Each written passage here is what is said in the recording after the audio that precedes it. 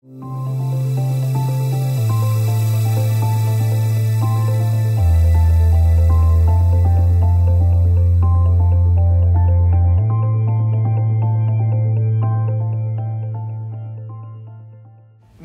ponencia va a ir un poco a continuación de lo que estaba hablando Soleiman.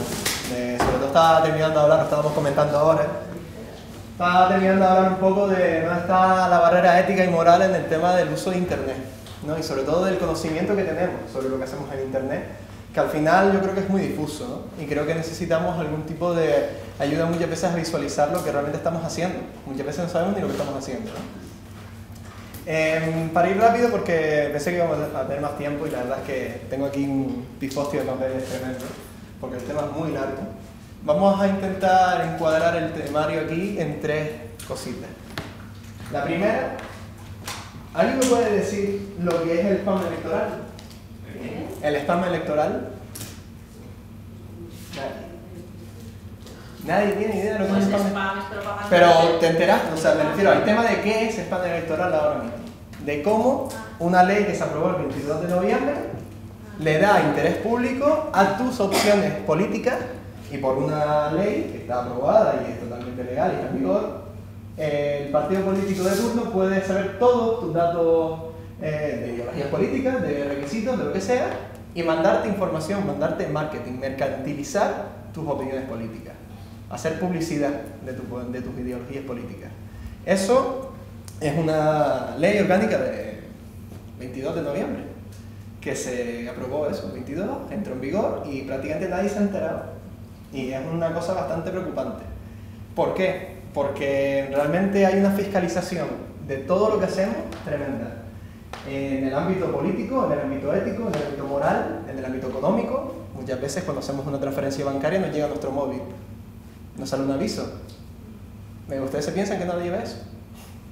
Eso lo ve todo el mundo. Cuando digo todo el mundo es WhatsApp, cuando digo todo el mundo es Facebook. Cuando estamos hablando de que una entidad bancaria tiene una página de Facebook, significa que ahí ya hay una transmisión y un intercambio de información súper peligrosa, que encima pueden... O sea, por ejemplo, a mí me pasó, creo que fue ayer o anteayer, que alguien de Kuala Lumpur se metió en mi cuenta de Instagram. ¿Qué interés va a tener alguien de Kuala Lumpur en meterse en mi cuenta de Instagram? Pues posiblemente monetario, porque yo tengo mi cuenta de Instagram asociada a una cuenta bancaria. Ese tipo de cosas, ¿vale? Vamos a... Bueno, la ponencia en general vamos a hablar de tres temas. Vamos a hablar primero de la ley de protección de datos de la que estoy hablando, y luego, que también estaba comentando antes con Soleiman, bueno, con Víctor también, de la ley de propiedad intelectual, de la nueva directiva de propiedad intelectual que va a salir en vigor a partir de enero de 2019, que para temas de control, sobre todo del ámbito creativo, va a ser un desastre. Y ahora explicaremos un poco por qué, ¿vale?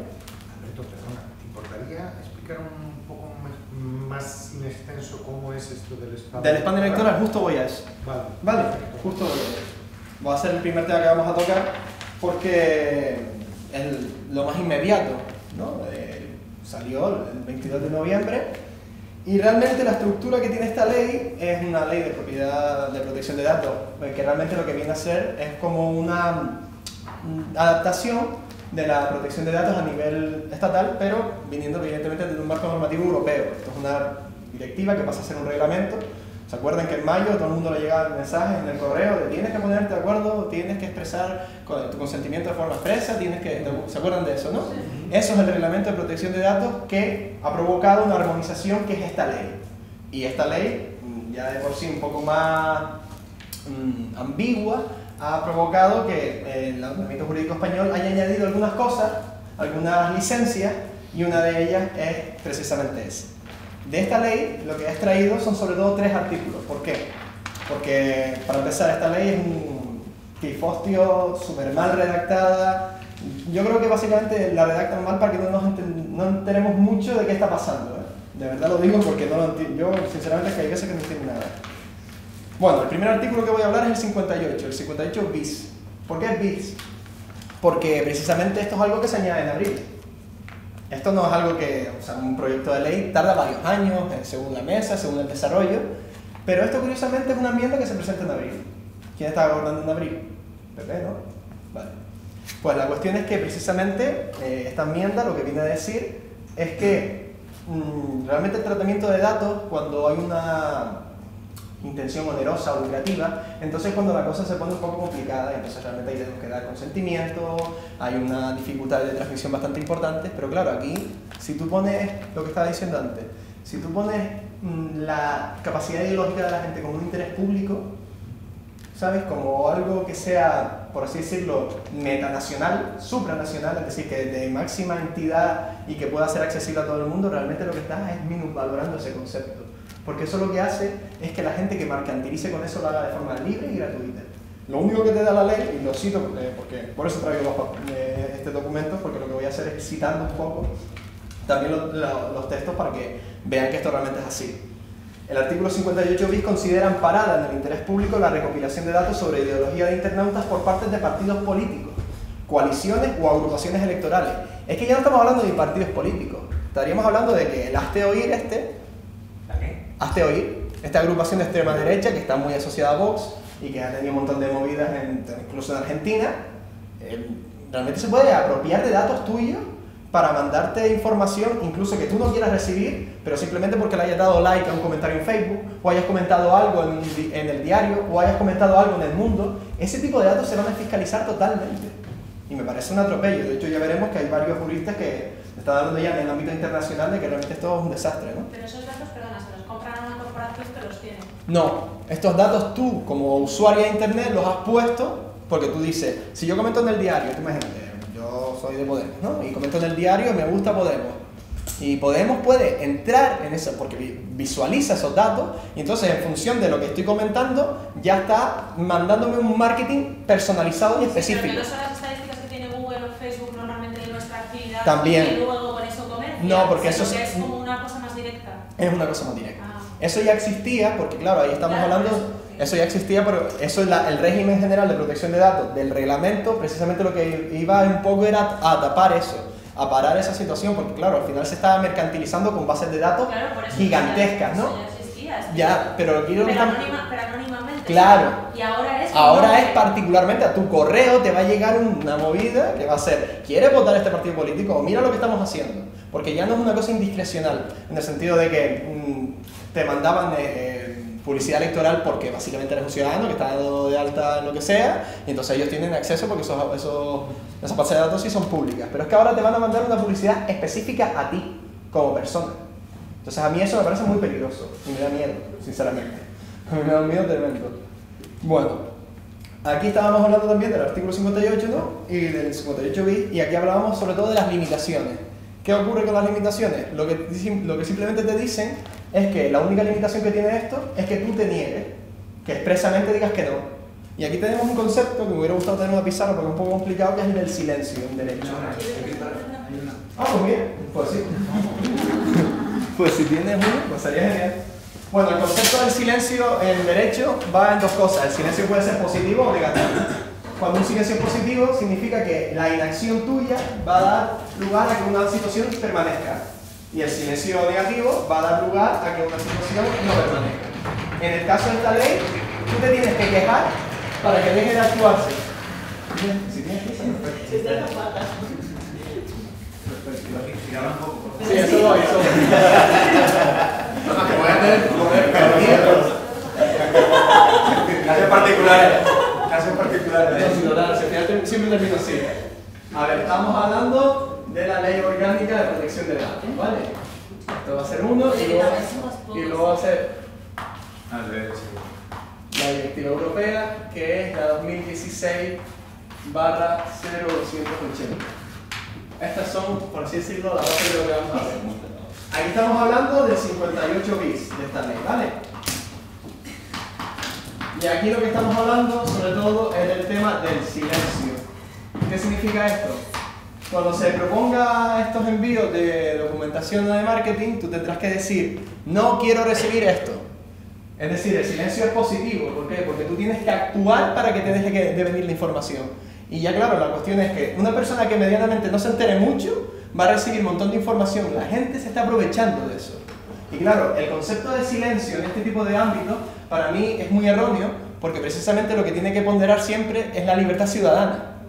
La capacidad de que, no significa que me tengan que quejar para que no me mandes cosas. Tendría que ser al revés. Me tendrías que pedir permiso para enviarme estas cosas. Pero aquí estamos hablando de que las bases de datos están tan descontroladas que al final dan lugar a que realmente no tengas ningún tipo de amparo en la ley. La única posibilidad, que dice aquí de forma textual, es que de forma sencilla y gratuita tú puedas decir que no. Es que encima lo que querían era cobrarte.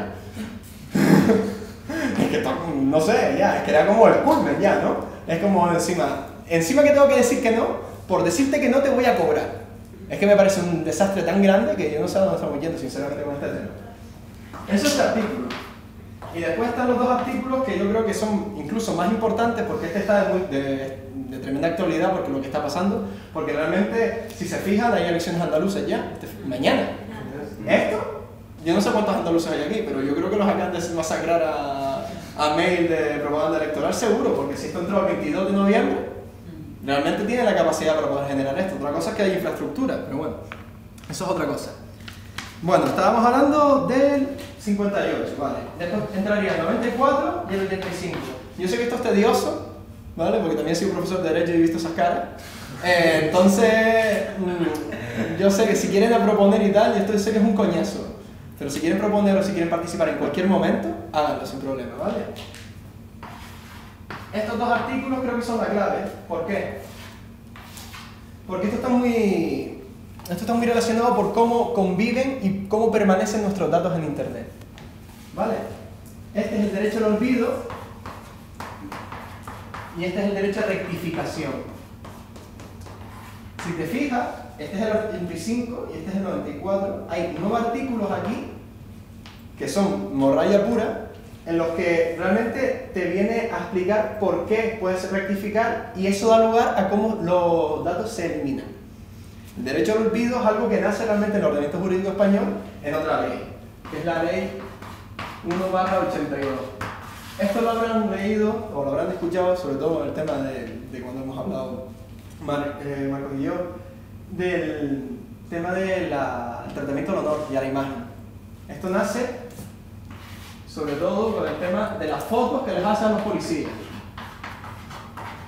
Cuando los policías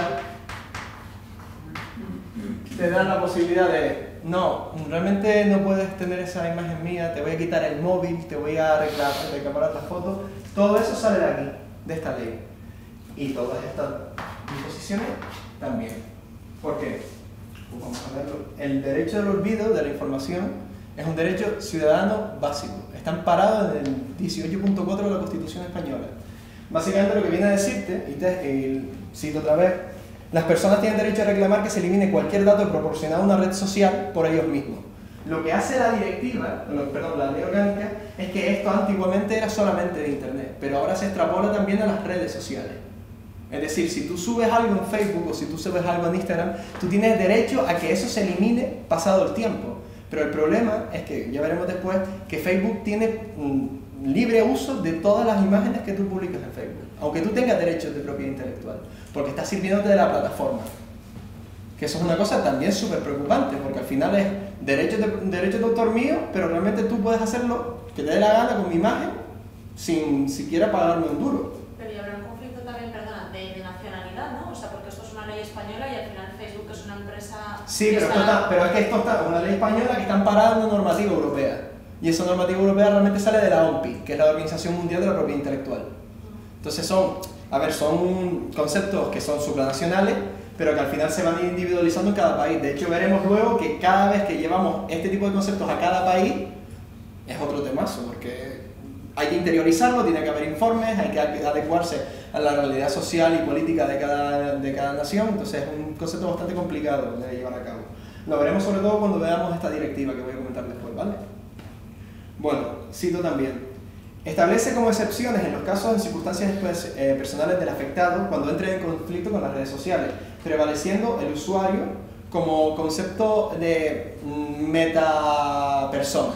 Es decir, se pondera de que el usuario tiene siempre una capacidad para poder actuar cuando no es así. ¿Por qué? Porque te está diciendo que existe el derecho al olvido de los ciudadanos a las redes sociales. Anteriormente este derecho solamente afectaba a la información indicada en buscadores o en páginas web. Pero realmente si nosotros nos fijamos, que nosotros tengamos que decir que hay un derecho al olvido no es verdad, porque vamos a esto otra vez. Nosotros tenemos que decir que no queremos esas imágenes. No es un derecho al olvido, es un derecho a que yo pida que se elimine ese contenido, cuando en verdad no se va a eliminar, porque hay plataformas como WhatsApp que tienen una base de datos en ordenadores que no se sabe ni dónde están, que tienen todas y cada una de las imágenes que ustedes mandan por WhatsApp todos los días.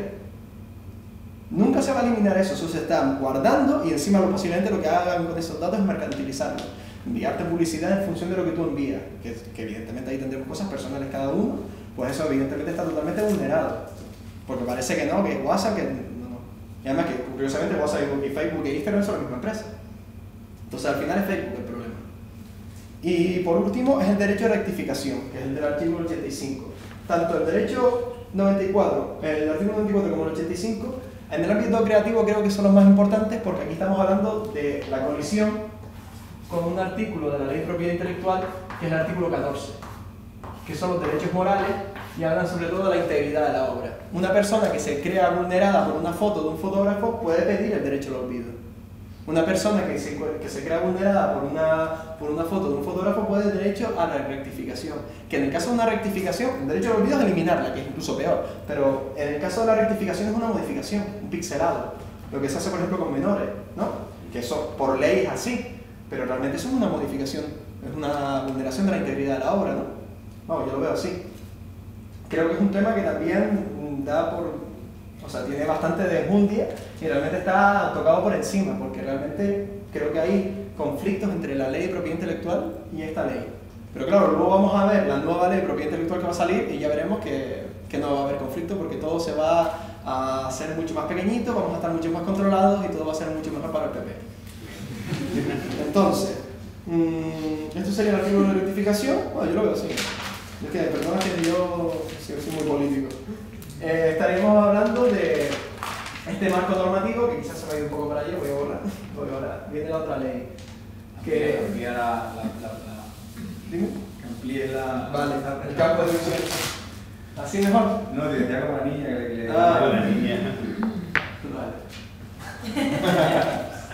Que, a ver. Vale, la directiva. La directiva que se está proponiendo ahora es una directiva de 2016. Esta directiva ha salido, no ha salido, va a salir el 9 de enero, ha tardado 3 años en salir. ¿Por qué será? Básicamente pues porque no ha habido mucho consenso. ¿Qué ocurre con esta directiva? Lo que va a hacer esta directiva es intentar armonizar todos los derechos de propiedad intelectual en el ámbito digital en toda Europa. ¿Piensa que ha sido porque no ha habido consenso o porque ha habido tantos cambios en el periodo de No, sido es por falta de consenso. De hecho, yo lo que creo es que, aquí estábamos hablando antes, realmente la directiva está muy focalizada a lo mercantil, a la pasta. Los derechos ciudadanos, muy poco, y lo veremos ahora por qué, ¿no? Porque de hecho en la directiva se han recogido preceptos que ya estaban impuestos en la normativa española y en la alemana, que se sabe que no funcionan y se van a recoger. Que lo vamos a ver ahora, porque vamos a hacer un análisis de algunos artículos como hemos hecho con esta, y realmente hay un interés totalmente crematístico del tema, ¿sabes? No, aquí libertad ciudadana muy poco. Bueno, para poner un poco de antecedentes, realmente esta directiva, la que está actualmente en vigor, no es esta, es la 2001, 2001/29. Esta está en vigor desde el año 2004. También fíjense el desfase, 3 años otra vez. Vale, esta directiva dentro de lo que cabe no está mal, porque en el sentido, realmente la ley de propiedad intelectual de 2005 nace de aquí, la ley que está ahora mismo en vigor en España, ¿no? Pero realmente tenía fallos bastante graves, sobre todo de actualización con el ámbito digital que estábamos hablando antes. Todo el tema de new media, del ámbito digital, de inteligencia artificial, para nada está contemplado aquí, ¿no? Aquí parece que la nueva, parece que empieza a contemplarse, pero no, creo yo de una forma bastante restrictiva. Y creo que incluso anticonstitucional en muchos preceptos. Y ahora vamos a ver, sobre todo en 3. Bueno, sí, creo que por aquí también. Sí. Vale. El artículo 11, el artículo 13, sobre todo son los más importantes. Y luego vamos a tocar el 3 y el 4. El artículo 11 y el artículo 13 tienen que ver mucho con el ámbito creativo, porque hay determinadas cosas que no quedan muy claras, pero hace referencia sobre todo a dos conceptos clave. El artículo 13, ¿saben lo que es el Content ID? ¿No les suena? Vale. El Content ID es un algoritmo que tiene YouTube para fiscalizar toda la actividad que hay en YouTube y encontrar vulneraciones de derechos de autor. ¿Vale? Es un concepto masivo, evidentemente. No sé ni cuántos datos puede procesar eso en un segundo, pero es una pasada. ¿Qué ocurre? Que el Content ID es la base que tiene este artículo para fomentar ahora el uso de un algoritmo que determine censura. La censura de los pezones en Instagram. Antes estaba hablando Mario de un caso muy gracioso que me contó, de que a una chica que tenía tetas muy pequeñas no la censuraron porque el algoritmo no reconoció esas tetas como... Bueno, es familiar en Facebook, Wow, sí, pero, censurada. pues ese tipo de cosas, o sea, que son totalmente, no sé, surrealistas, ¿no? Pues este es el problema. Realmente aquí el problema de esto es que el juez es una máquina. Y es una cosa que es muy grave. Porque aquí estamos valorando algo que es totalmente subjetivo con unos patrones superdeterminados, que al final son algoritmos y son finalmente código, que reconozca una imagen, vea códigos similares, salte y te censure. Además, algo que es anticonstitucional es que primero te censura y luego te pregunta. Cuando realmente eso va en contra de todo el derecho procesal en España y en el mundo. Porque muchas veces estamos hablando de que el contenido no es censurable, tiene que haber un estudio y realmente aquí lo que hace es directamente te salta y te censura. Y luego vamos a ver qué es lo que te ha censurado.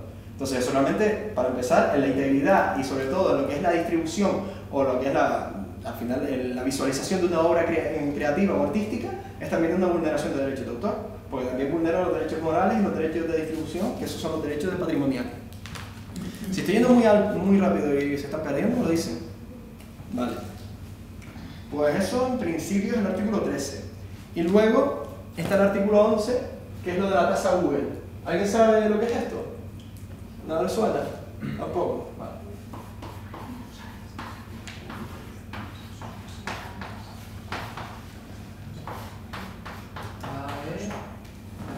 ¿Dónde se aprende esto? Dime. ¿Dónde se aprende todo esto? ¿Dónde deberíamos saber todo esto? En Wikipedia hay un montón de cosas. Que parezca raro. En Wikipedia hay un montón de cosas. Pero si no sé el término, ¿cómo vas a buscarlo en la Wikipedia? No, pero a ver, la tasa Google es un nombre que se le dio en España a esto. Vale, realmente es un concepto que nace de cuando en Google News o en Veneame salían fragmentos de otras noticias. Y entonces eso era vulneración de derechos de autor porque claro, la gente decía, no, realmente la gente está yendo a Google y se supone que Google va a enlazar con mi página, pero ya viendo Google solo, la gente no va a enlazar con mi página porque ya ve el contenido ahí. O si pincha, realmente Google News o Veneame se están apropiando de mis derechos de autor y en este caso de distribución también.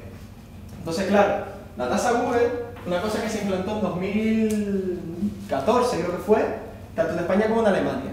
¿Y qué pasó? Que fue un rotundo fracaso. ¿Por qué? Porque esto se dispuso por esta asociación, que es la Asociación de Editores de Diarios Españoles, que fue la que promulgó que realmente, como los diarios eran unas cosas medio underground, independientes, entonces lo que se intentaba equiparar era el poder que tenían ese tipo de agentes de contenido. Al final son mediadores o simplemente editores de contenido online que lo que querían era tener más peso, evidentemente más dinero. El famoso te cobro por clic es esto. Realmente hay una mercantilización total de la actividad de Internet y el problema de esto es que esto tiene una muy buena relación con los memes. Y de hecho esto lo que se dice es que puede acabar con los memes y con los GIFs en Internet. Porque claro, aquí estamos hablando de que realmente la tasa que se le aplica, que es un 3% de impuesto, se aplica solamente para cuando esa tasa tenga tenga una actividad por detrás que tenga fin de lucro. Pero ¿qué pasa cuando esa tasa está en una actividad que no tiene fin de lucro? Como un meme. Porque al final un meme es una obra, se puede entender incluso como una obra derivada, una obra colectiva, porque al final es una apropiación de elementos externos de terceros para generar un nuevo contenido. Entonces, ¿realmente qué va a pasar ahí? ¿Te voy a seguir cobrando? ¿Realmente eso es justo? De hecho, ya hemos hablado de que esta tasa no funcionó. Esta tasa estuvo en vigor en España y en Alemania y no ha funcionado. Y el problema es que esta directiva la toma como, ¿sabes?, un punto crucial de decir, bueno, es que es la base de la ley. Y realmente es una locura porque está claro que no ha funcionado. En el ámbito creativo, esto es una vulneración de la libertad creativa y la libertad de información también, del artículo 20 de la Constitución Española. a esa gente que se le llena tanto la cabeza y tanto la boca de hablar de constitución, pues aquí se lo han pasado por el forro, básicamente. Estas dos son las más importantes que... No lo he entendido muy bien lo de la tasa Google. O sea, quiere decir que cuando te metías en Meneame, por ejemplo, cada vez que hacías clic en un contenido que no era generado propio por la página web, la página web tenía que pagar un 3%. Un 3% de todo lo que se genera, no es un 3% cada vez, no es un 3% de todas las ganancias que se generan a través de eso. Porque claro, hay un montón de visitas que yo me meto en Google y Google me lleva a otro lado. Realmente Google se está aprovechando de que hay otro contenido para tener visitas. Pues eso era como, por así decirlo, el precepto que tenían los editores para decir, no, realmente aquí tiene que grabarse a esta gente porque realmente se están aprovechando. ¿Qué ocurre? ¿Y cómo se calcula el beneficio que tiene ese...? Porque eso se monetiza, se contabiliza, cuando se hacen, pues al final dentro de la contabilidad de la empresa está los ingresos que hay por determinadas actividades a nivel online y una de ellas es esta. El CPC, ¿no? Y el CPC y el... ¿Cómo era el CPC? No me acuerdo. CPC son cost per click. Sí. Que es la base de esta legislación. Y que realmente el problema que tiene es que, para empezar, es muy difusa y ya se ha dicho una vez más que no funcionó. Porque lo que se pretendía es que la gente que tenía ese tipo de editores de contenido de bajo nivel, por así decirlo, pretendían tener más visitas, cuando al revés, lo que pasó fue al revés, de que al final, como había que pagar, pues Google no las publicitaba, una cosa que no se retroalimentaba tanto y al final lo que hizo fue perder poder. Entonces está claro que no funcionó y es una de las bases de esta ley. Porque esta ley, ahora veremos, que les voy a citar, toda la gente que está en contra de esta directiva que lo voy a flipar. Perdona, y con el tema de los memes y los GIF, ¿quieres decir que un particular que se dedique a hacer estas cuestiones derivadas o de apropiación también debería de pagar esto? Claro, no, o sea, yo lo que creo es que no, porque no hay una... Quiero decir, esta directiva implica el hecho de que tuviera que pagar aunque no tuviera fines comerciales. Exacto. Yo lo entiendo, voy a pagar un 3% de lo que gano, se me va a la mierda. O sea, eso es lo de siempre. Pero se puede cuantificar en términos de atención, aunque tú no cobres nada y que te quiera cobrar algo. No, esto siempre va a ser dinero. O sea, esto de que se termine como... O sea, es que te pueden embargar lo que sea por esta tontería, porque al final, encima, al ser un impuesto, estamos hablando de ingresos a nivel administrativo. Pero hablemos de un caso particular. Vale. Yo tengo un WordPress. Sí. Me hago unos memes ahí que saco de unos periódicos, las fotos, no sé qué tal, pum pum, los hago, los pongo ahí. ¿Me pueden intentar cobrar algo por eso? Sí. Pero ¿Cómo te si pueden no- intentar cobrar algo si no sacas se hago un beneficios? beneficio. No, O sea, claro, a si tú ver. estás poniendo publicidad y estás ganando dinero por las visitas a tu Claro, web, a pero ver, si si no no, tienes no. publicidad, Entiendo. no estás haciendo ingresos de eso. Precisamente ese es el vacío que hay. Claro, es que la ley no ha contemplado eso. Y de hecho, si quieres se lo comento ahora justo, porque estaba buscándolo. De hecho, Felipe Romero Moreno, que es un estudioso del tema, que es una eminencia a nivel nacional, precisamente hay un comentario que él saca en El País sobre este tema, y si quieren leo y cito textualmente. Felipe Romero Moreno expresó su preocupación de que el artículo 13 pueda afectar al funcionamiento de las redes sociales. Los científicos consideran que el artículo 13 puede obstaculizar su capacidad de comunicarse. Existe la preocupación de que esto pueda afectar a la distribución de los memes en Internet. Otro tipo de remezcla, hasta el punto de que los usuarios de Internet han descubierto este artículo como la prohibición del meme. Porque la cuestión es que el meme deja de ser algo arbitrario y superfluo para pasar a ser un contenido en el que tú te has apropiado de elementos de terceros. Entonces, técnicamente, la ley lo contempla como una vulneración de derechos de autor, porque se entiende que es una obra colectiva, o entendiéndose como lo dispone esta ley.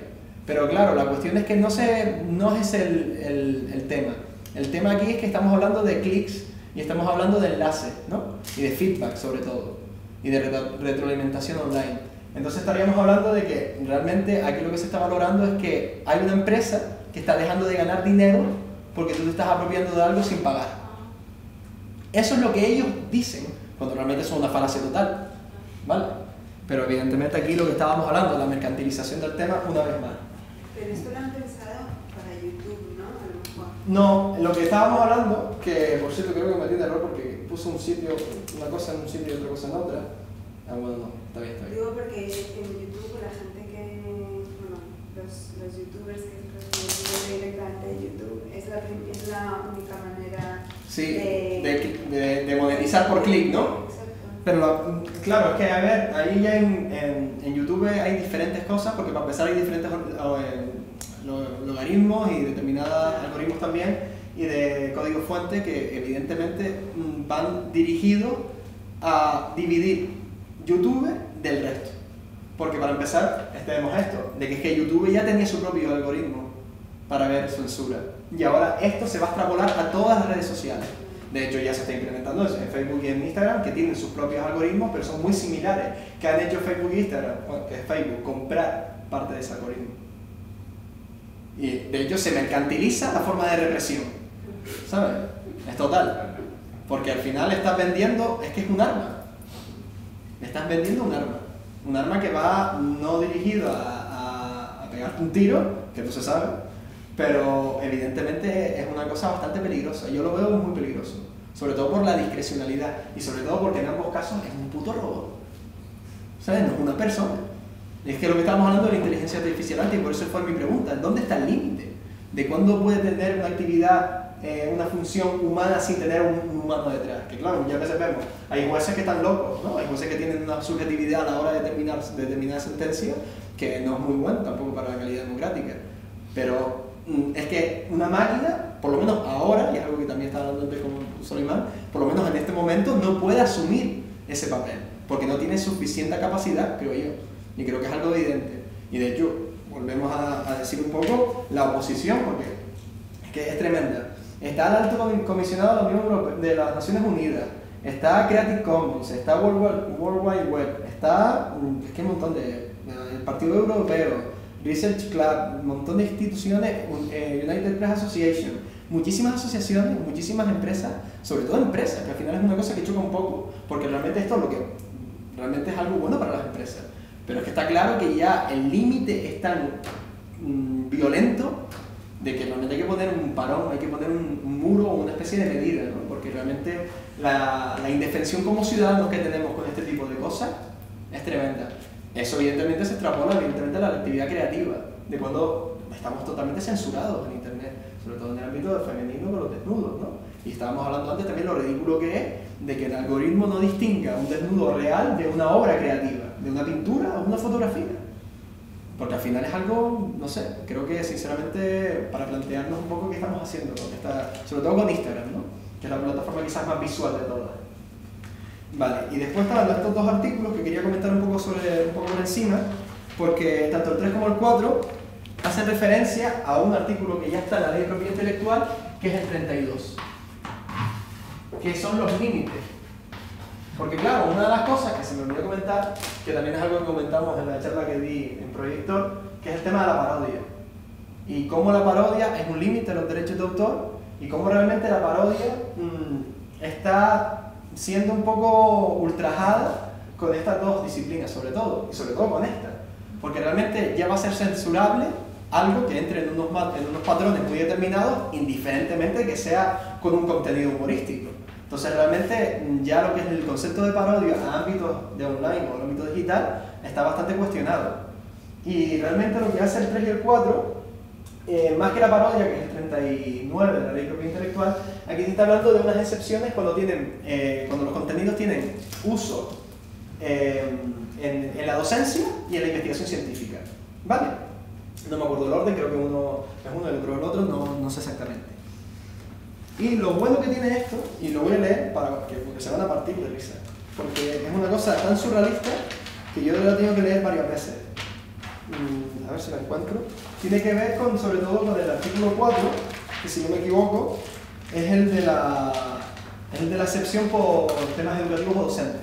Lo que dice básicamente es que tú puedes citar en el ámbito educativo y en el ámbito científico obras de otras personas sin tener que pagarles derechos de autor, porque técnicamente eso tiene como un concepto de cultura y conocimiento, ¿no?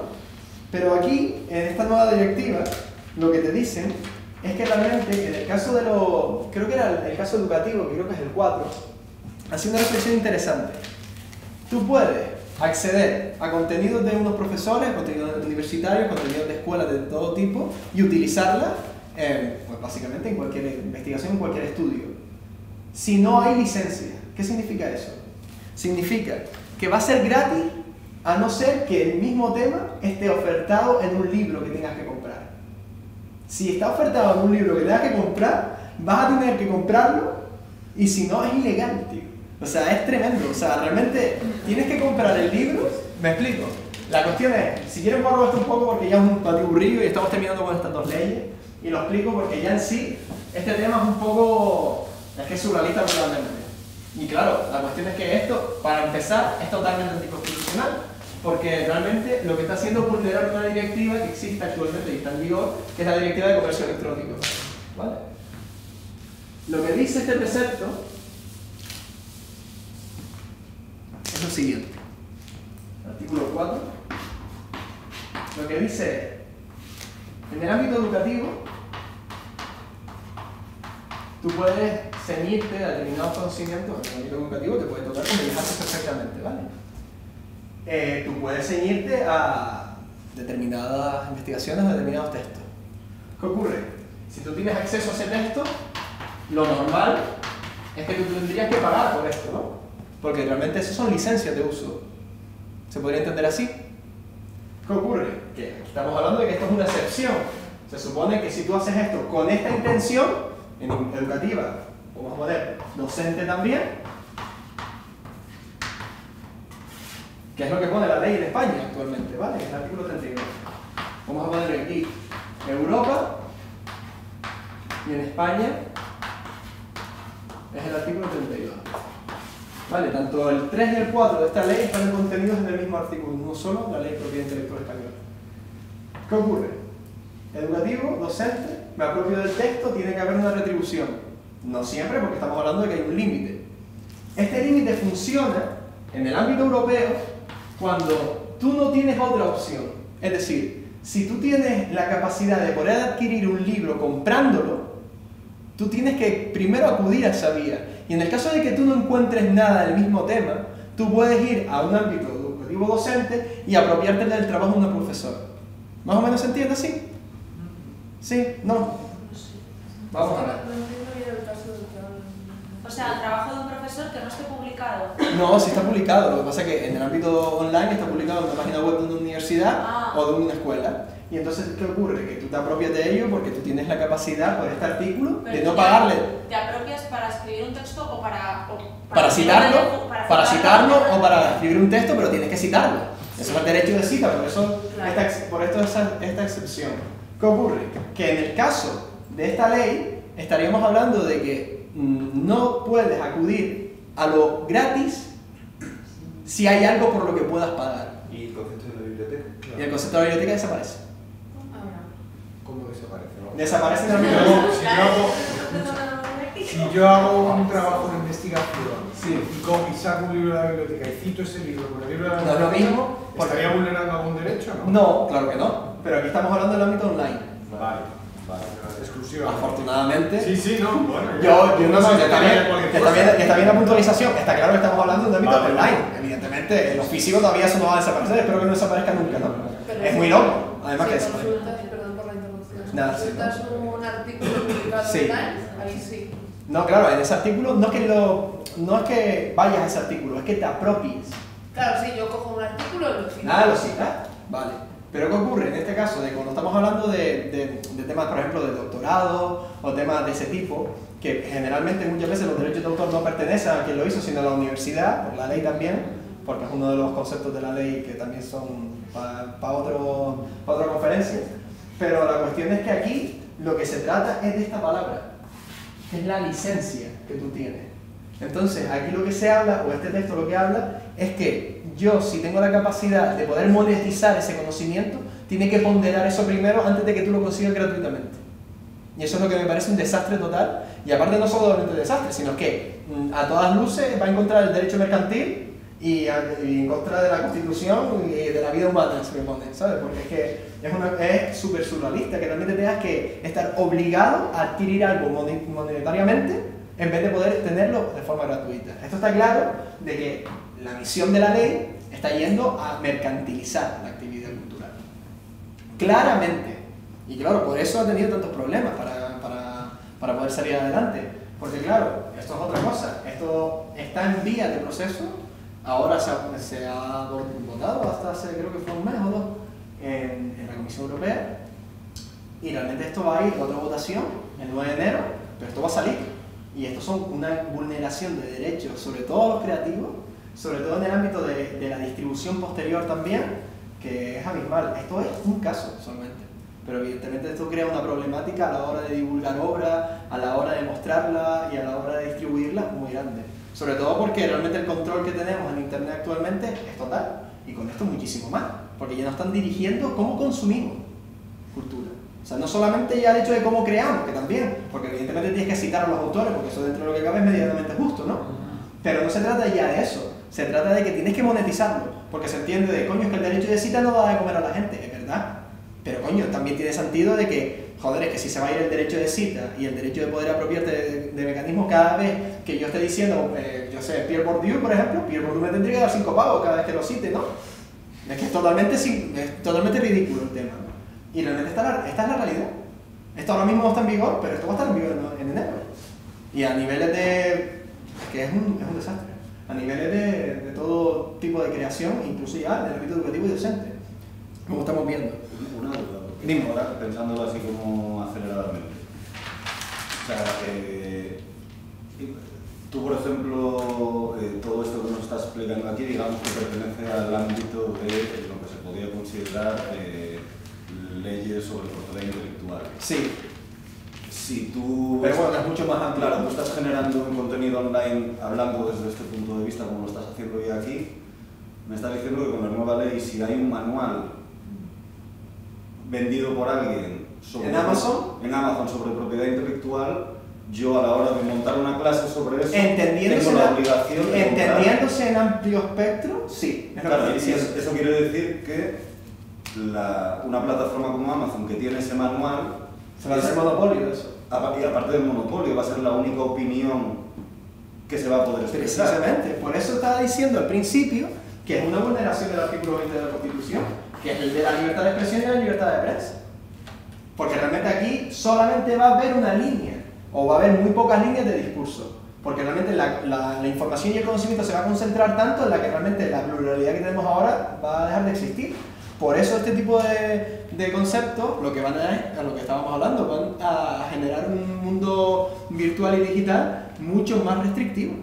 Porque esto lo que va a hacer es acabar con Internet tal y como lo conocemos realmente. Y realmente dar un panorama que a mí me asusta. Porque creo que da un poco de miedo. Sobre todo en el ámbito de que pueda generar... Tú imagínate, olvídate de temas creativos, que es evidentemente importante y por lo que estamos aquí, pero vete a la seguridad ciudadana.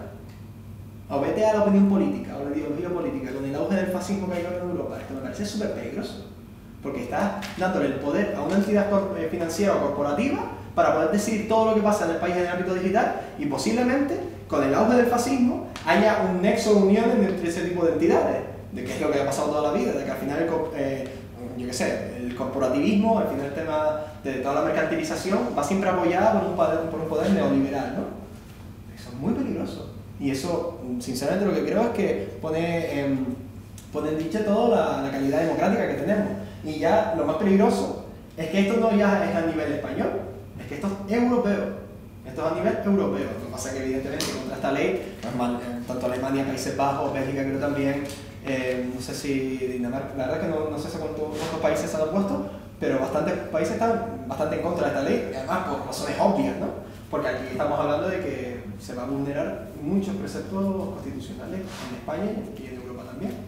¿Alguna duda con respecto a este tema hasta ahora? Sí, recurrir cómo se va a informar, o sea, aquí creo que nadie estamos enterados de esto, ¿no? No sé si se están informados. Es que... ¿Cómo nos informa? O sea, que no es nuevo esto. No, esto, mira, yo te voy a ser sincero. Este tipo de información al final yo soy una persona que va metiéndose en temas de noticias jurídicas y tal, porque al final es mi ámbito de actuación, ¿no? Uno de ellos.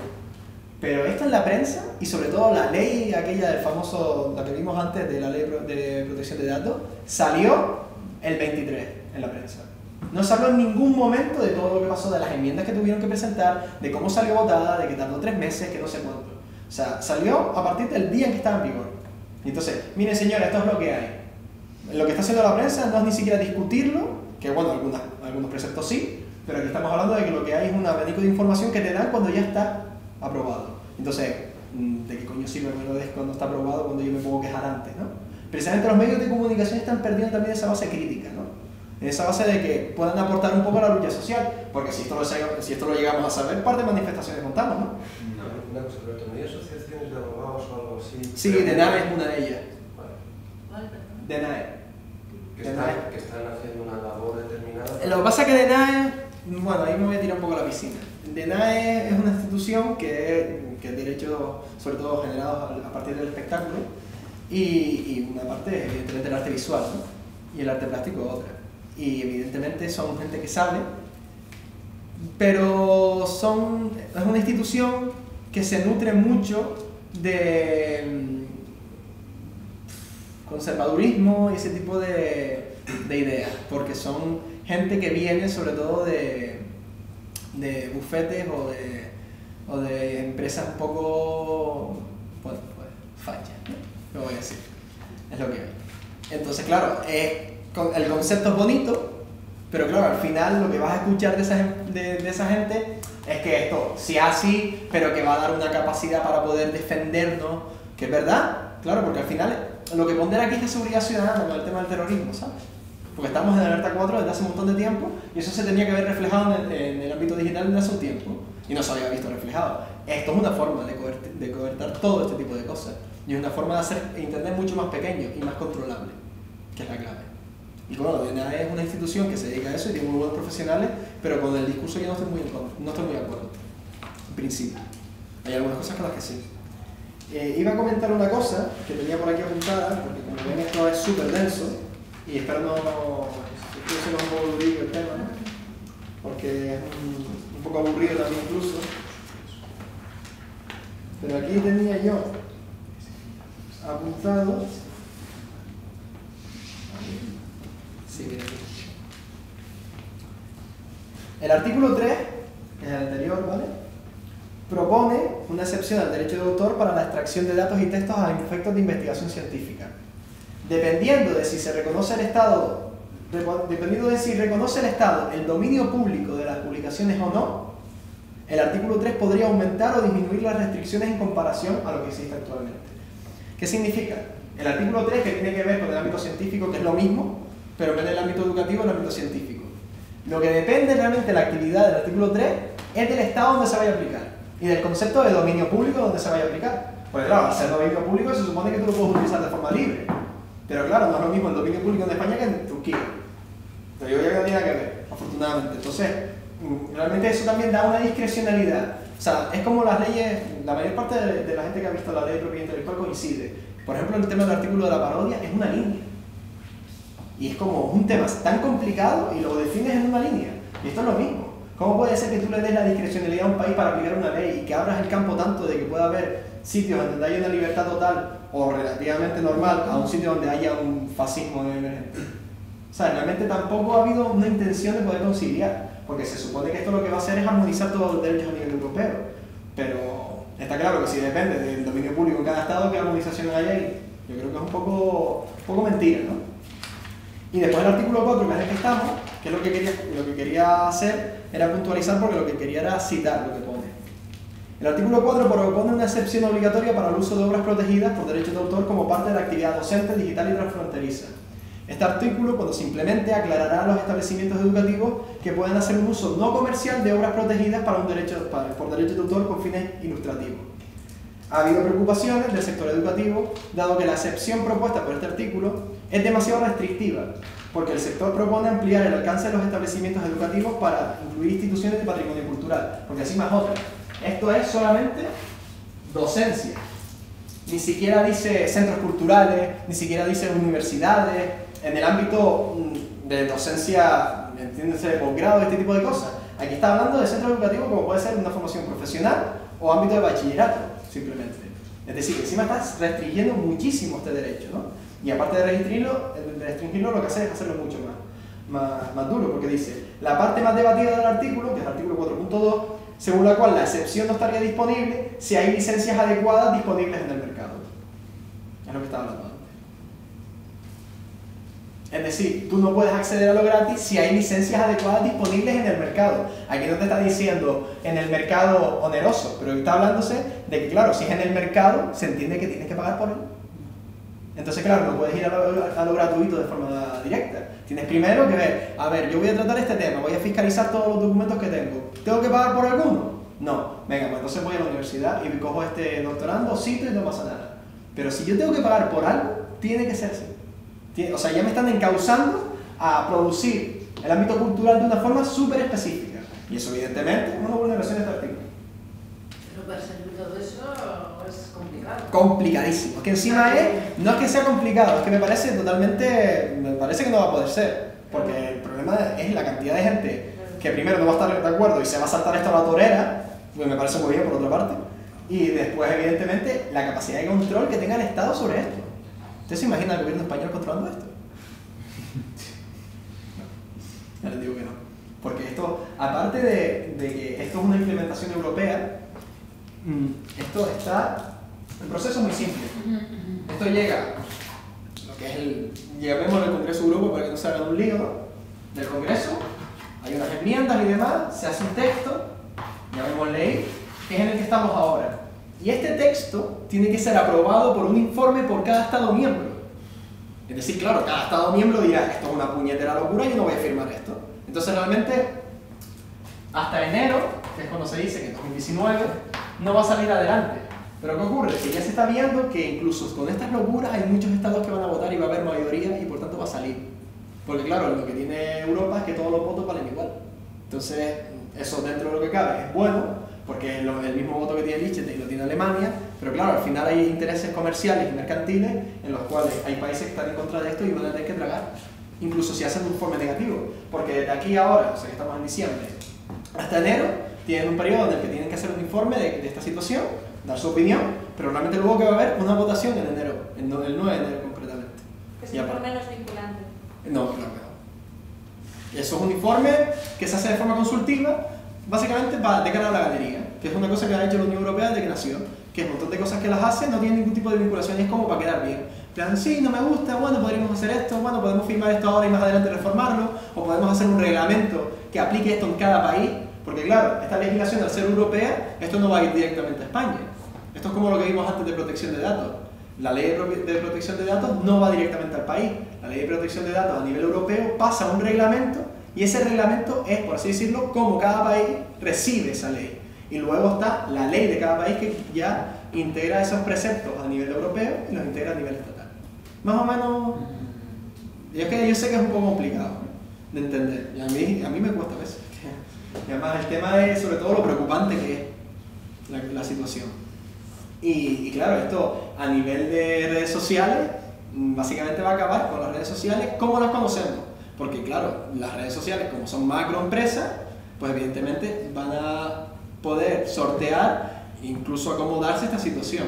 Porque también he tenido aquí la posibilidad de hablar con un chico que trabaja en Facebook en España, lo que pasa es que evidentemente no puedo decir su nombre, que me ha dado una lista de todas las vulneraciones que hacen las redes sociales actualmente en este país, que son varias. No sé cómo vamos de tiempo, que aparte de quería hablar un poco de derechos de imagen, pero no sé si va a dar tiempo. Nos queda hasta las 8:30 ya, ¿no? Sí, pero tenemos que salir como 5 minutos antes. Vale, pues digamos que unos 20 minutos. Vale, yo creo que sí. Pues bueno, les voy a citar un poco, bueno, y explicar un poco cómo va, como decimos que tener cómo va la vaina con esto. En Facebook, lo que hablaba, Facebook es dueño de todo lo que tú publicas.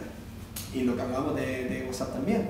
No hay derechos de autor en el ámbito de que, realmente, aunque nosotros tengamos derechos de autor con las fotos que hacemos y las que publicamos, porque al final esas son distribuciones o divulgaciones que son parte de nuestro derecho moral como autores, ¿vale? Facebook se apropia de eso. Como tú utilizas la plataforma y nadie, ¿alguna vez alguien se ha leído los términos y condiciones de uso de...? No, ni lo he hecho ni yo, ¿no es verdad?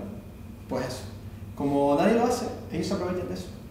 Yo sé que es difícil, pero háganlo. Porque la cuestión es que aquí, ya como creativos y como fotógrafos, o como artistas conceptuales o lo que sea, Facebook se aprovecha de lo que tú estás haciendo y encima lo monetiza, porque muchas veces lo mercantiliza en el ámbito de que hace líneas de actuación, o hace programas, o hace eventos, o hace lo que sea, utilizando contenidos que no son de Facebook. Tú subes a la plataforma y te sirves de la plataforma y se entiende que es como una retroalimentación. de que como la plataforma te sirve a ti, como cuando a los artistas le dicen, no, que te voy a hacer promoción. ¿Verdad que es muy normal eso? Que te voy a hacer una promoción de la hostia, no te voy a pagar, ¿para qué? Pues esto es lo mismo. Como Facebook ya te está haciendo promoción, no te quiere pagar, y encima lo que va a hacer es mercantilizar tu trabajo. Y de hecho, a mí me comentaron que el algoritmo de Facebook, las publicaciones que hace, prima si hay fotografía, no que linkees, sino si hay fotografía directa subida. Sí. Sí, de hecho, también prima el nombre del fotógrafo, que esto ya me parece muy gore. Que es cuando, si el fotógrafo es muy famoso, no pasa nada. Porque claro, como es tan famoso y es tan reconocible, Facebook no lo puede utilizar sin que haya un pifostio. Imagina una fotografía de Chema Amado, ¿vale? No lo podría utilizar, porque se supone que es una cosa conocida por todos. Pero una fotografía mía sí, porque como nadie sabe que soy fotógrafo, ellos utilizan mi foto sin ningún problema. ¿Para qué, perdón? Con cualquier cosa, para venderla. Tú imagínate que a lo mejor, por ejemplo, o sea, estamos poniendo un ejemplo porque me pasó el otro día, y voy a ir a lo personal. Cabildo Gran Canaria. Cabildo Gran Canaria ve una foto de un colega en Facebook y dice, coño, foto más guapa, así, tal, retocada, la voy a coger. La puedo descargar. Opciones, compartir, descargar. La descargo y la uso. Cito al autor, que le estoy haciendo promoción, porque no voy a pagar si le estoy haciendo promoción. Esa ya es suficiente pago, ¿no? La uso en una campaña publicitaria de Turismo Gran Canaria. Eso es un ejemplo clarísimo de cómo realmente puede Facebook generar un contenido por sí solo valiéndose de contenido tercero. Pero que use un tercero, pero ahí Facebook no está teniendo beneficio. Hombre, teniendo en cuenta de que generalmente el hecho de entrar en Facebook y que el Cabildo como sujeto y como entidad entre en el Cabildo, y al hecho de que entre, se entiende que hay un beneficio ahí por Facebook. Bueno, por sí, clic. un beneficio indirecto, pero, Pues no sí. pero no una mercantilización directa de que pueda vender esa imagen. Bueno, por ejemplo, ahora imagínate toda la base de datos de inteligencia artificial, imagínate que Facebook con su algoritmo puede reconocer imágenes de perros. Claro. Claro, baja los Sí. usuarios y se las da a una empresa tercera que está haciendo la aplicación. Por ejemplo. Claro, por eso todos los datos que extrae y con los que luego mercantiliza, ¿no? O sea, Sí. que en realidad son las dos formas de monetización del Facebook, esa y la publicidad, ¿no? Serían las dos. Tiene muchas más. Tiene muchas más, pero esas son las dos principales. Y realmente las que más o menos la gente más conoce, ¿no? Claro. Sí. Se queda hasta con lo que llaman los arrepentimientos, que es cuando Cuando escribes quitas, algo y lo borras. sí. Que eso era lo del derecho al olvido realmente. Que es como tú dices, me arrepiento de haber subido algo. ¿Cuál es la única forma de que esta gente no pueda seguir ganando? Borrándolo. Que yo tenga que borrarlo. Pero no está muy claro si eso desaparece de la base de datos de Facebook. Se supone que sí, pero yo me cuando creo... te das de baja, que nunca te das de baja. Bueno, como decían, pero si te das de baja, pues ese tipo de cosas. Y ¿no? luego vuelves a crearte la cuenta y aparece con todo lo Con que todo, tenías. claro, es que eso es muy peligroso, ¿no? O sea, nunca te das de No o sea, te das de baja porque a nivel temporal, esto se explica como una línea, ¿no? Cuando al final, no sé si me va a dar tiempo, pero bueno. Me falta la foto de Zuckerberg, los memes de Zuckerberg mirando fotos de usuario. Exacto, diciendo te estoy robando, ¿no? Y esas cosas, que es bastante educativo eso. Al final, como funciona el tema del tratamiento de datos, sobre todo con empresas como Facebook, al final es una línea temporal. Yo estoy de alta desde aquí hasta aquí, ¿vale? Teniendo esto como fecha, ¿vale? Estos datos son propiedad de Facebook. Lo que va a hacer Facebook es que si yo me doy de baja aquí y me vuelvo a dar de alta aquí no hay nada. Pero eso no significa que esto lo borre. ¿Y si no me vuelvo a dar renta nunca jamás? Pues que en Eso ese- en 2 años. Pero claro, aquí estamos hablando de que esto siempre va a quedar aquí. Pero se supone que en 2 años se eliminan toda la información. Se No supone, da baja, pero eliminado, hipereliminado. Pero es que eso todavía no está de nada claro porque también depende del país. Y también depende de cuándo entre en dominio público. Yo puedo pedir que eliminen todo lo que he hecho porque ya no Sí, Facebook y no quiero sí, saber precisamente es eso, pero es lo que hablábamos Eso sería antes. al Tienes que principio, pedirlo. de hecho, Es decir, es que tienes que pedirlo. El silencio positivo en el sentido de que si yo me callo, hacen lo que quieren. ¿Yo dónde tengo que pedirlo? Porque no A tengo ellos, eso. a ellos. ¿Y dónde les escribo? No, Sí, si abres la pestaña de la derecha en la pantalla, te sale al final de todo ayuda. Que no estoy dentro. No, bueno, pero tienes que acceder. No sé si no estás dentro. No se mueve de la mía, dice soy el usuario. Pero bueno, ese tipo de cosas, ¿no? Y al final ahí hay una ventana donde tú puedes acceder a un correo, porque encima es eso. Facebook no tiene gente trabajando en España para ello. En el sentido de que no hay nadie que tú puedas llamar. Que esa es otra, atención al cliente no hay ninguna. Porque realmente no somos clientes, somos usuarios. Y como Facebook es también Bueno, WhatsApp y Instagram, exacto. Aprovecho que me borren. Sí. Oye, perdona, una No, pregunta con lo de la foto Cabildo. Por ejemplo. Sí, entonces, o sea, tú pones tu foto morona de Canarias, el Cabildo entra en Facebook, se descarga la foto y dice, bueno, se me hago una campaña de turismo de puta madre, coge esa foto, la usa para un cartel. ¿Y tú como usuario no puedes denunciar al Cabildo porque has sacado una foto tuya porque la has sacado de Facebook? No. Tú tienes tus derechos Sí. sobre la foto. Sí, pero yo lo he subido a una plataforma. Y entonces, pues que el derecho de propiedad es pero no, o sea, inherente. Claro. Pero ¿qué ocurre? Que la cuestión es que yo al subirlo a la plataforma ya estoy aceptando unos términos de uso en lo que yo cedo parte de mis derechos patrimoniales. Sí, y eso es lo que no sabe nadie. ¿Eh? A Facebook, no al Cabildo. A Facebook. Claro, pero no al Cabildo. Claro. Entonces el Cabildo tendría que pagar, pero es que a lo mejor no me paga a mí. Le pagaría a Facebook. Pero eso es como las máquinas estas que hay en los centros comerciales para imprimir fotos. De todas formas, este es un ejemplo que no es... O sea, es un ejemplo que me acabo de inventar. Ya, ¿vale? pero No, es que el Cabildo... No, que es más fácil. Que también. Pero que está bien planteado porque realmente no se sabe muy bien qué está pasando y sobre todo lo que no se sabe es hasta qué punto no colisionan los derechos de autor. Porque claro, es lo que hablábamos, si Facebook al final se apropia de nuestros derechos de autor, ¿qué derechos de autor nos quedan a nosotros? Porque... Bueno, venga. Ahora...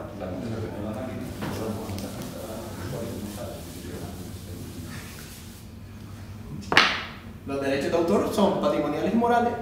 Claro, por eso, porque son o sea, que no se pueden ceder legalmente, ¿no? O sea, que hay una serie de derechos que no puedes ceder. Estos son los que no puedes ceder.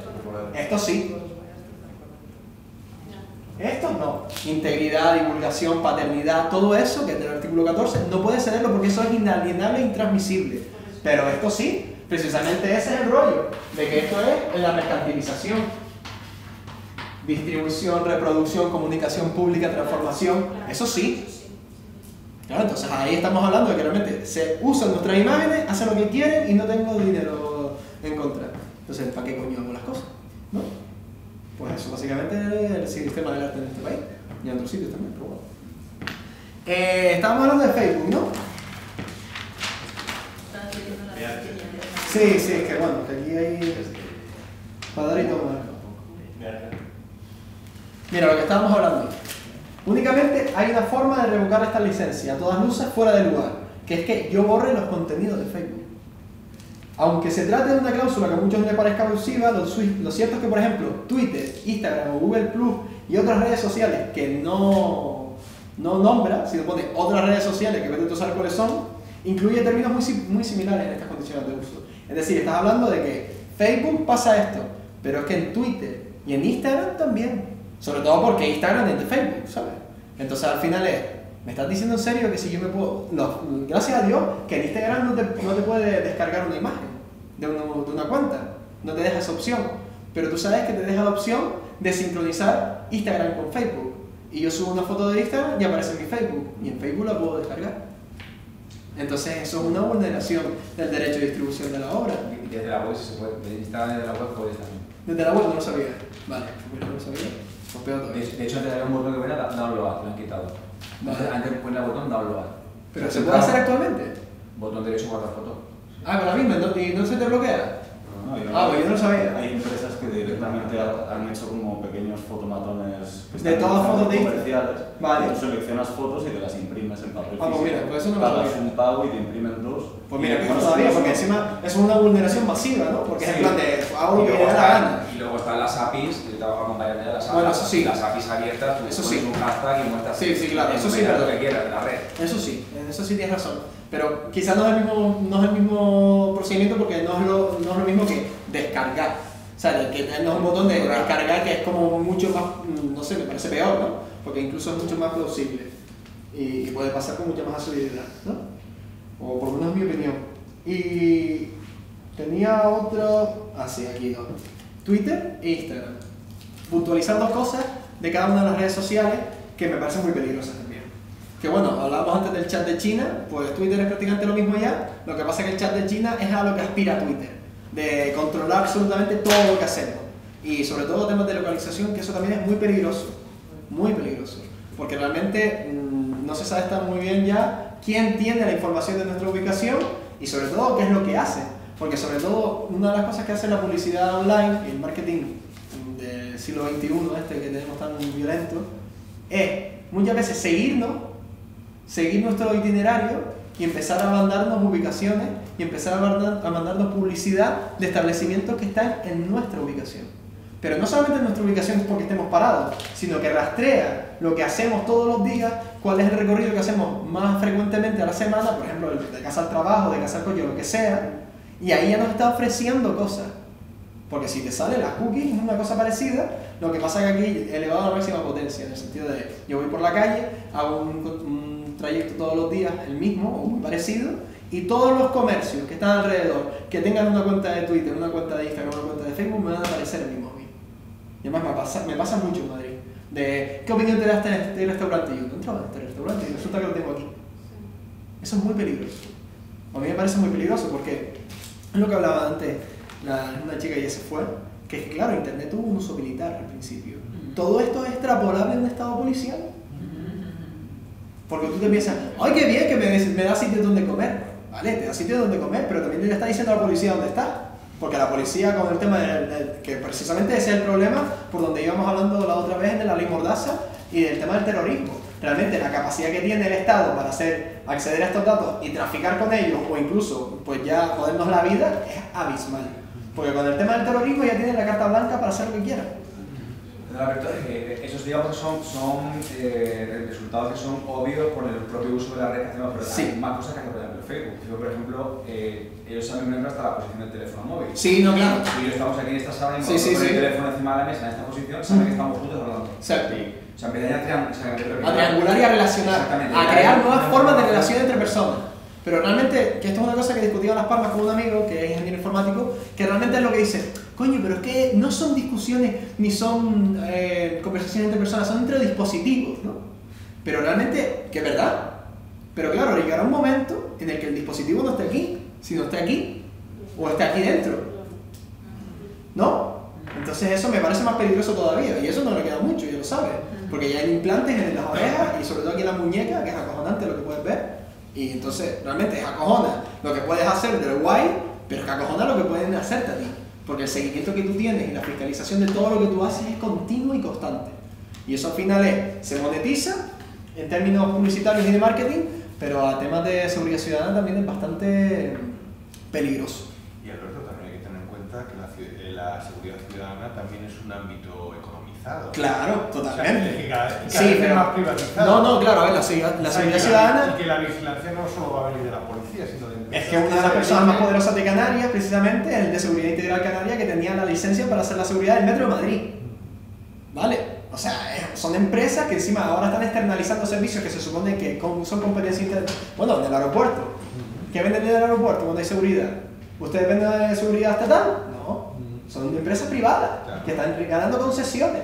Todo este tema de la seguridad actualmente está moviendo una cantidad de dinero de España que no somos conscientes. Y esto lo que va dirigido es precisamente a nutrir ese tipo de cosas. Que reciben encargos privados. Sí, sí. A ver. Si yo tengo los recursos suficientes, claro, puedo pagar una empresa de seguridad que a su vez rastree mis datos, los datos de alguien que quiero. De hecho, seguir, se entiende que la actividad de los detectives privados en el siglo XXI va por ahí, que al final son detectives digitales. Porque al final lo que hacen es economizar datos que tú realmente pones a disposición, porque muchas veces desde la ignorancia no sabes muy bien qué estás haciendo, que al principio lo estaba diciendo, y precisamente lo que estás haciendo es plantear tu vida como un abanico para que la gente lo vea, y no solamente la gente, la policía, que también hay gente, pero bueno, pero me entiendes, ¿no? De que estamos hablando de que realmente te estás exponiendo totalmente. Entonces creo que es un discurso bastante peligroso, y creo que sobre todo lo que tendríamos que tener es más conciencia y más responsabilidad a la hora de tratar nuestros datos.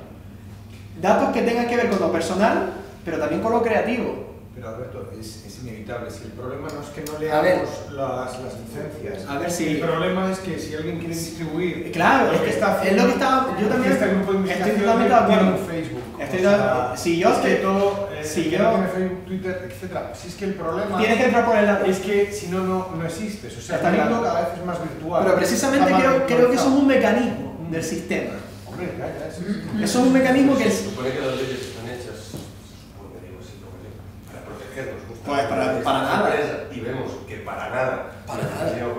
Realmente sí estamos vendidos. Sí, estamos totalmente vendidos. Y precisamente este es uno de los puntos claves porque se supone que estamos en esa disyuntiva en la que no sabemos muy bien qué está pasando con la ley, si nos está protegiendo o nos está exponiendo, ¿no? Pero también está claro que la seguridad ciudadana, como concepto, también es una cosa que está tan baldía y que no se sabe muy bien qué hay detrás de eso, porque al final se monetiza. Al final se vende el miedo de la gente. Dispositivos electrónicos en casa, ordenadores en casa, cocinas que te ponen la seguridad en la puerta, ese tipo de cosas que van dirigidas, se supone, a facilitarnos la vida, no es así. Lo que van a fiscalizar nuestra actividad, que sí van a facilitarnos muchas cosas, porque quieres o no, joder, el móvil me sirve para trabajar, porque es así, es una herramienta mía de trabajo. Pero yo soy consciente, precisamente lo que tú acabas de comentar, es que tengo que entrar por el aro para estar en el sistema, porque yo tengo que estar en contacto con galerías, con ferias de arte, con museos, y eso está en internet y está en redes. De hecho, yo ya no veo ni siquiera que sirva una página web. ¿Para qué? Si estás totalmente en redes constantemente, ¿para qué sirven las páginas web? Es lo que decía antes, por ejemplo, Solimán, del cambio, digamos, sí, de paradigma. De paradigma. Totalmente. Y además todo está cada vez más virtualizado. Sí, sí, que sí, esté sí. fuera de esa virtualización no va a existir. No va a poder acceder a los mínimos para tener una vida digna. Totalmente. El problema es que se está legislando ahora mismo para meter a todo el mundo ahí. Para construir un sistema totalitario. Mira, la semana pasada, porque este tema no es mi especialidad en concreto, pues soy agente de derecho doctor, entre otras cosas, entonces no es mi tema. Entonces intenté asesorar con un amigo.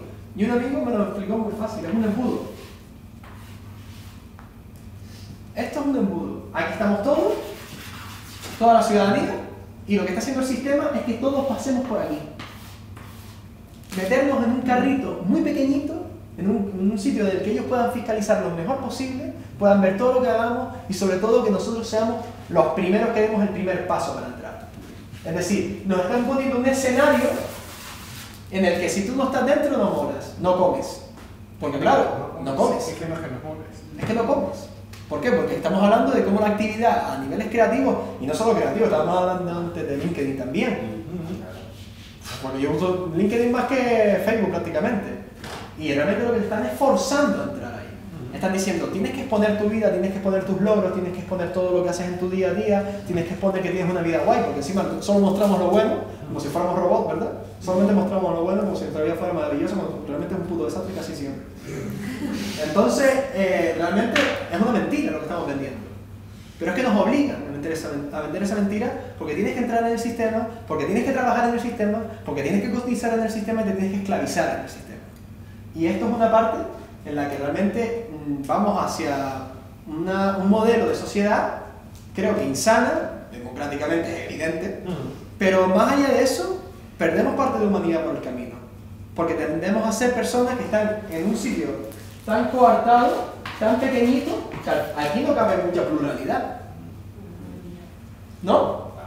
Aquí no cabe muchas opiniones discernentes, ni opiniones contrarias al sistema, ni ese tipo de cosas. Aquí no cabe, por ejemplo, pues, qué sé, pues, actividades independientes, underground, aquí no cabe tabacalera, autogestionada, se me ocurre, o este tipo de cosas, por decir algo, ¿no? Pero se entiende que realmente es un tema muy peligroso. Sí, luego hay otra cuestión que también ha salido antes con el tema del transhumanismo, ¿no? Sí, no, claro. Claro, es que eso es un embudo que se hace cada vez más estrecho, el que no pueda económicamente sostenerse, ponerse esos dispositivos que le van a ampliar de alguna manera, porque vamos a que se supone que vamos a que es todo este rollo de sí, la robótica que lo están planteando también por la amenaza de la inteligencia artificial, gente como Elon Musk, ¿no? Que está diciendo, no, lo que tenemos que hacer es ponernos, digamos, interfaces que nos hagan mucho mejores y nos mejoren. Pero ahí hay un vector claramente de clase, en el cual es un discurso totalmente clasista. Claro. Y además ya directamente llevado a la enésima potencia, cuando antes comentaba precisamente que Elon Musk es un buen ejemplo, porque leí el otro día que él recomendaba jornadas laborales de 14 horas y tal, claro, porque como él no las hace, entonces está bien que la gente las haga, ¿no? Pero está claro que lo que él está intentando es llevar a la sociedad a una robotización. Y claro, entender ya los tipos de humanos, aquellos que pueden generar un contenido que sea pues, más constante, más plausible y que tenga mayor efecto de monetización, y dividir a la humanidad en una línea. Los que están aquí y los que están aquí. Y estos son los que molan y estos los que no. Y ya está. Y esto es una forma de neoclasismo súper peligrosa, porque el clasismo actualmente es horrible, pero esto va a ser pues algo orwelliano ya. No, eso casi es una división de la humanidad. De especie y subespecie. Totalmente. O sea, que finalmente en esos discursos podemos llegar al punto en el que se consideran extinguibles cierta parte de la humanidad. Sí, porque además estamos hablando de cómo la tecnología va a aumentar tanto a niveles ya que no somos ni capaces de imaginar actualmente, en el que cambie nuestra anatomía, en el que cambie nuestra capacidad para saltar, nuestra capacidad para caminar, nuestra capacidad para trabajar, para ser eficientes, para poder monetizar nuestro trabajo. Entonces, claro, llegará un momento en que alguien que tenga un implante del cerebro pueda procesar datos más rápidos como una máquina, entonces sea una persona más accesible al trabajo, por tanto la otra persona no va a acceder al trabajo, por tanto más paro, más desigualdad, más hecatombe. Yo lo veo así. Y creo que es algo que realmente no estamos tan lejos, porque realmente el desarrollo que ha habido, lo estábamos comentando antes, de que de la directiva a la implantación de la directiva, hablábamos que era 2016, que ha pasado a nivel de robótica en 3 años, ¿cuánto pasa? Un siglo. Y realmente es eso, siempre hay uno de los temas que ponían en el statement de la charla, era que realmente ¿qué es lo que va primero, la ley o la tecnología? O sea, o lo digital. O sea, realmente el nivel de actualización que tiene, por ejemplo, el ordenamiento jurídico español, que aunque parezca mentira, no es de los peores del mundo, de hecho es bastante bueno en el sentido de cómo está equiparado los tiempos que corren, hay algunos incluso más desactualizados todavía, ¿no? Pero claro, aún así es insuficiente. Porque vemos que incluso esta ley que no está en vigor y va a entrar en enero, está totalmente desactualizada y encima no es que sea desactualizada, sino que va en contra de la creatividad y la libertad de expresión. Entonces creo que el panorama que se nos presenta es bastante... ¿También habrá alternativas digitales en las que puedas no ser... hablaba él antes, la D-Web. Tu propio servidor. D-Web. El otro día estuve en que tiene su propio servidor. Estaba hablando antes. Eso es lo que estamos planteando ahora, generar un grupo internet que se basa en P2P, como ha sido el principio. Claro, devolver a lo anterior. En Barcelona, Alberto, está la Fundación Cibor, que está muy arriba, que ya lleva implantado, tiene varios chips. Ah, este que tiene... Vale, ese cual es, que es un artista, ¿no? Artista digital. Sí, pero ya lo han creado ya como de Fundación Cibor, vale. Y ellos reclaman los derechos del cuerpo aumentado. Claro. Por ejemplo, lleva un chip que le dicta una base de datos de terremoto, y cuando hay un terremoto en el mundo ella siente una vibración en el tobillo. Qué bien. De nuevo, imagínate la cosa, la 4 de la tarde de la siesta y que no pegarte un tembleque. Qué peligroso. Ese tipo de uso que se... Es que esto es como todo. ¿Qué uso le dé? ¿Realmente el dispositivo es chungo o no? Pues no se sabe, hay que ponderar. Crear los canales, ¿no? Que se para lo mismo de otra manera. Vale. Pero una preguntita, volviendo otra vez al tema de redes y arte. Vale. ¿Cómo es YouTube y Vimeo relacionado? ¿Tú pones un vídeo allí? Sí. ¿De quién es el vídeo? ¿Qué? ¿Cómo? ¿De quién es el vídeo? ¿A tu mío? ¿Seguro? Como... en Facebook, porque en Facebook, Instagram, Twitter no es tuyo. Porque el algoritmo es diferente. El algoritmo de YouTube es el Content ID. No sé cómo se llama el otro, pero este algoritmo es el algoritmo original del que sale el resto de los algoritmos. Pero este algoritmo en concreto lo que va a haber es simplemente censura, no es que se apropie de todo. En Facebook el algoritmo es diferente y por tanto lo que hace la red social es apropiarse luego de... Aquí ¿los algoritmos son unas condiciones? Son las dos cosas. Los algoritmos van asociados a unas condiciones de uso. Entonces en este caso, si tú aceptas subir una cuenta de YouTube, tú te estás poniendo en disposición de que esta gente te fiscalice el contenido mediante este algoritmo. Y por eso YouTube es diferente al resto de las redes. No muy diferente, pero bastante. Pero de todas formas también te digo, la censura que hay en YouTube también es tremenda. Porque ha habido casos de todo tipo, con el tema de desnudos también. Porque claro, ahí entra el concepto de pornografía, de lo que no es pornografía. Entonces claro, tú pones otro supuesto, lo metes en un código y dices, si pasa esto, es censurable. Pero claro, ese tipo de cosas es tan subjetiva que al final vas a perder un montón de campo de visión y va a ser totalmente discrecional. Y lo que estábamos hablando antes, les vas a dejar que esto lo elija una máquina. Y eso es súper peligroso, porque una máquina no puede ser juez. Podría serlo en el futuro porque hay jueces que funcionan como el culo, sí. Pero actualmente no. Y que es muy peligroso al final, porque claro, al final, ¿quién dirige la máquina? Porque claro, un juez podrá equivocarse, ¿no? Porque tenga sus opiniones políticas o porque sea como sea. Pero aquí estamos hablando de que el algoritmo está diseñado por una empresa. Entonces realmente no te estás juzgando al algoritmo, te estás juzgando a la empresa. Porque a la empresa no le viene bien unas cosas u otras, ¿no? Yo lo veo así. De todas formas, este tema, aunque parezca muy dogmático y parezca realmente quisquilloso, realmente tiene una subjetividad tremenda y va muy en consonancia con lo que cada uno opinamos del tema. Pero está claro que el nivel de censura que hay actualmente en las redes sociales me parece ridículo, sobre todo con los tiempos en los que vivimos. Y ya... Sería que sería viable, como tienes tú un ejército de gente mirando contenido en internet, me refiero que no existiría la red como tal, es posible. Yo creo que es algo inasumible, a no ser, a lo mejor crear un puesto de trabajo y todo con eso, ¿sabes? En plan, fiscalizadores de YouTube o fiscalizadores en Instagram, imagínate. Pues sería estado bueno eso, ¿no? Porque bajaría el paro. Pero es que al final estamos hablando de que realmente es una cosa totalmente surrealista y sobre todo anacrónica, creo yo, ¿no? No, pero el verdadero problema, volviendo al tema, de que como tienes forzosamente unas condiciones determinadas... Sí, en ese caso en concreto, sí. Es que la censura la acabas asumiendo como autocensura. Sí. El problema no es que me estés censurando ya. Es que yo, para evitarlo... Te vas a hacer autocensurar a ti mismo. Que vamos a ver, me pasa constantemente con fotógrafos con los que trabajo día tras día en internet y en Instagram. Oye, me encantan tus fotos, tal, no sé qué. No, pero mira que estas fotos yo son las que muestro en redes, pero claro, luego tengo una línea de desnudos que no está aquí, o claro, tiene algún píxel, o tiene algún... Me parece una forma de romper con la integridad de la obra que realmente vulnera varios preceptos legales, ¿no? De la ley de propiedad intelectual. Entonces realmente estamos hablando de que hay... Por eso hay un conflicto realmente, ¿no? Entre varias disposiciones legales, y hasta que no se resuelva eso, que no tiene pinta de que se va a resolver por ahora, pues no vamos a poder vivir tranquilos. Y yo creo que para mí nada, ¿no? Bueno, espero que les haya gustado, que no les haya aburrido mucho, y si necesitan lo que sea ya me pueden dar el toque para lo que quieran, ¿vale?